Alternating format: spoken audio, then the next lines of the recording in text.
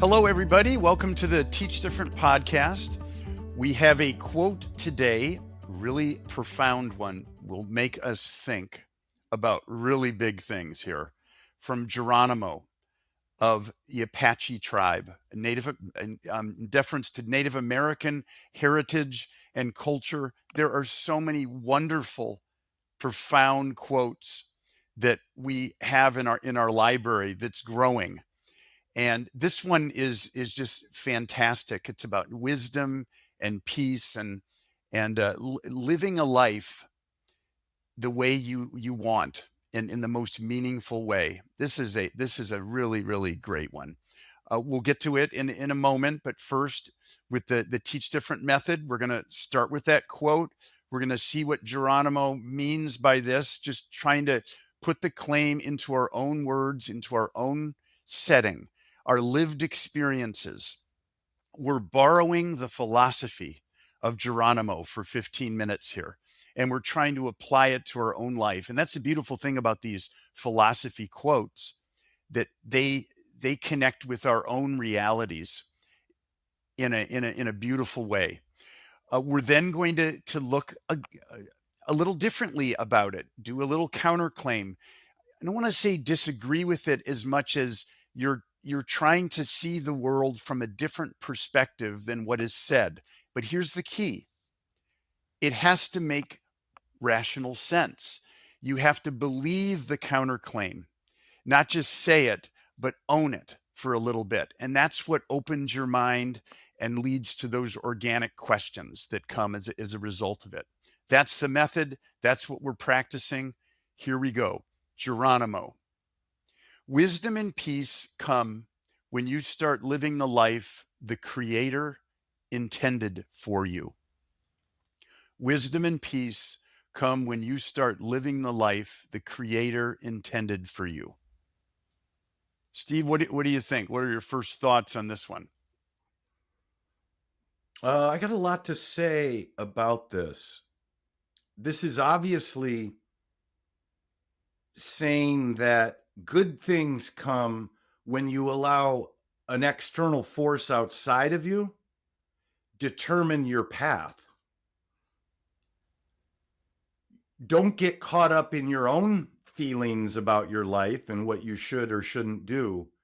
Wisdom and peace come from you living the life that's already kind of set out for you. It's almost like you're an actor in a play and you don't choose your role.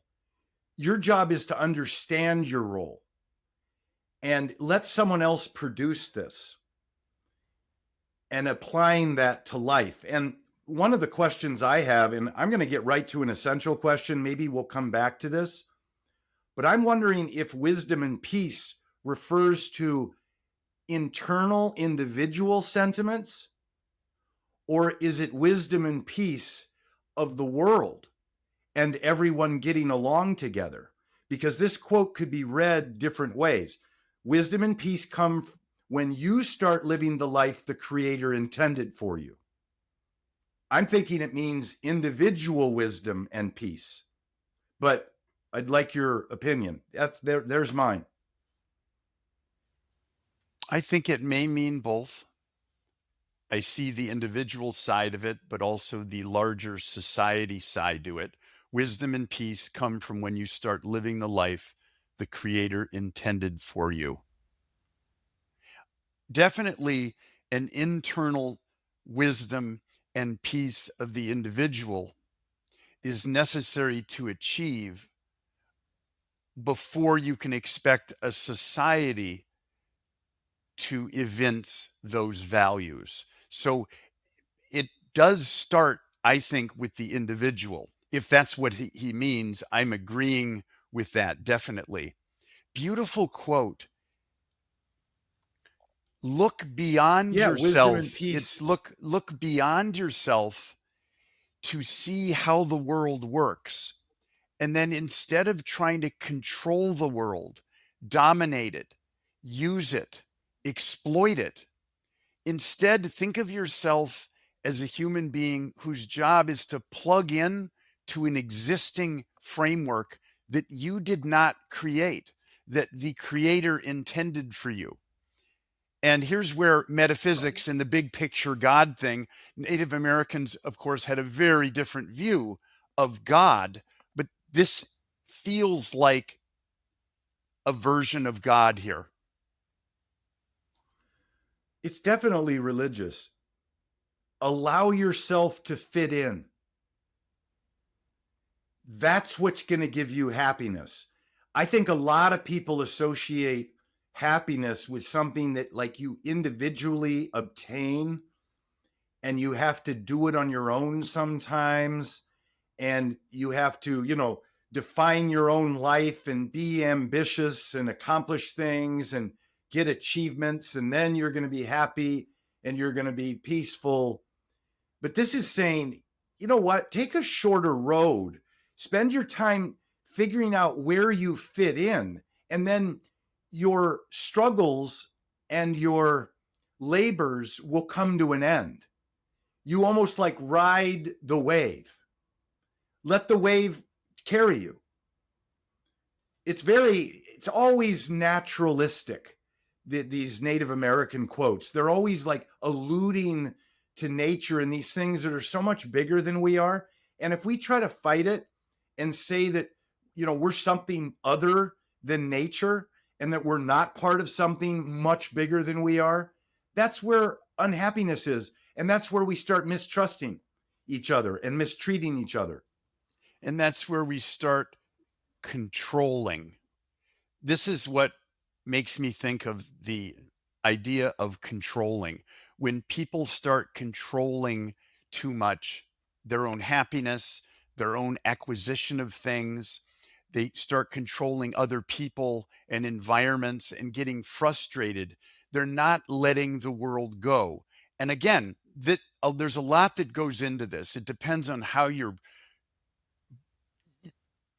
brought up in a family, what you've seen in a family, the things you've experienced in your life, the hardships, or other people mistrusting you and you having bad experiences. It's very hard to kind of sit back and say, well, wisdom and peace come when you start living the life the creator intended for you.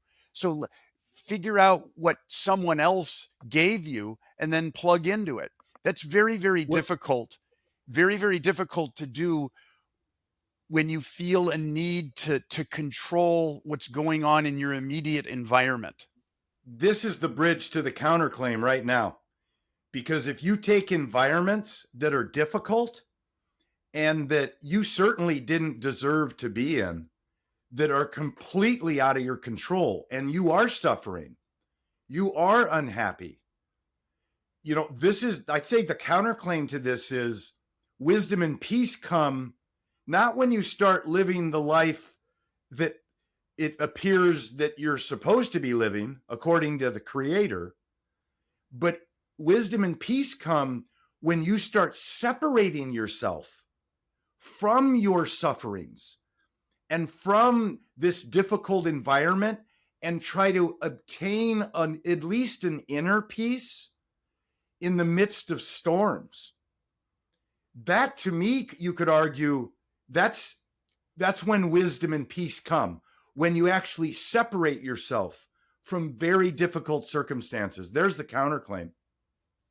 Yeah, when you embrace a sense of agency and control over yourself to deal with an otherwise out of control universe that is making you unhappy.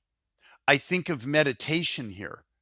Maybe I'm misreading this, but if you're meditating, you're essentially trying to shut out the world and communicate within yourself what you have control over, to shut things out, and that gives a wisdom and a peace. There's a balance here. This is where a question is coming up here. Well, I got one. How do you find the life the creator intended for you? How do you find that life? What do you do? What's the roadmap? Right. And maybe part of the roadmap is to detach yourself and start developing kind of your own internal criteria for your own success, start judging yourself and not expecting that your creator is judging you or other people are, but you really take control of your own destiny of some type. At least you think you are. What does wisdom and peace look like? How do I know when I've achieved wisdom and peace? Is this something that you achieve and then you stick with? Or is this an ongoing, evolving, malleable definition that I have to constantly be vigilant in trying to pursue? The answer has to be a combination. I'm thinking back when I was in college, I went to Washington, D.C. on an internship, thought I was going to get into politics and get into that culture. And I just completely was repulsed by it. And I would just like sit in my room and read books, like philosophy books, because that's the only thing that interested me. And it wasn't the life that I thought I was going to lead, right? So I could say, though, that my creator wanted me sitting there and reading and not taking part, in that culture at that moment. And that I had a greater, I don't know, path, or I had a longer path to discover with what I really wanted to do. And if I would have tried to fit into that culture against my own will, it would have taken longer for me to actually find that life the creator intended for me, because I would have been doing something that I shouldn't have been doing, didn't want to do. So, again, it's all how you mix this stuff. Yeah, I agree. It's a mix. I think students and adults of any age in a setting of a conversation would have a lot to say about Geronimo's wisdom here. Wisdom and peace come when you start living the life the creator intended for you. Very deep, very thoughtful. This is great. And it's going to bring up religious questions. Sure. You're going to have students and really anyone who's maybe agnostic or atheist, and they don't even kind of see life as understanding a creator.